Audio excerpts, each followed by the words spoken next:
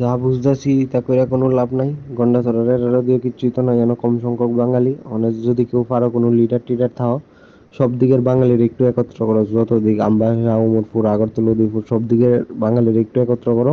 সব দিকের বাঙালি যদি একটু টাইট হয়ে আসে না, তা ট্রাইবেল এমনি দিব। কারণ অল ওভার ত্রিপুরাতে মাত্র 30% হচ্ছে ট্রাইবেল, আর 70% বাঙালি।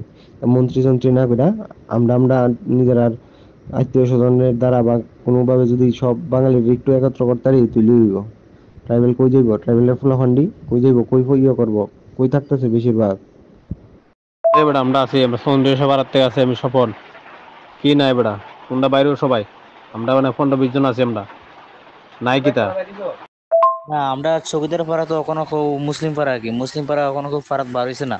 সব তো গরম বইয়া রয়েছে, আমি তো আর এক লাগে পারতাম না। তাহলে এটা তো ইয়ে আসলো, এখন তো খুব ফারাক বার হয়েছে না। সবাই তো বাড়ে, তাহলে আমি বাড়ে। আমি সবাই একটা কথা কইতাম চাইতাছি। আজকে যে এসডিএম এ যে ভাঙচুর করছে, ঠিক আছে, তারা কইতাছে কেস করব, যারা যারা আসিল, ঠিক আছে, যারা যারা ভাঙচুর করছে তার নামে কেস করব।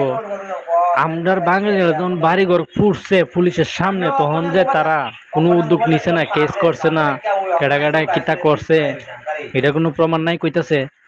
বাঙালির প্রমাণ আছে, চেহারা আছে, সবকিছু আছে, তা পুলিশের সামনে যে পুড়ছে এটা কেডা দেখবো? তারা যে কিচ্ছু কইছে না, এটা ব্যাপারে কোনো আলাপ আলোচনা করছে না। বাঙালি কিতা করছে এটার নামে কেস হয়ে যাবো গা, এটা একটু দেখলেও। আর আমরা যে কিচ্ছু করছে, যে ঘটনাটা যে করছে ট্রাইবেলরা, আমরা বাঙালি যদি কোনো কারণে অ্যারেস্ট হয়, তাহলে কিন্তু আমরা সবাই বাঙালি যাইতেই হইব, ঠিক আছে। হ ভাই, এটা স্বাভাবিক ব্যাপার, এটা তো যেমন লাগবেই ঠিক।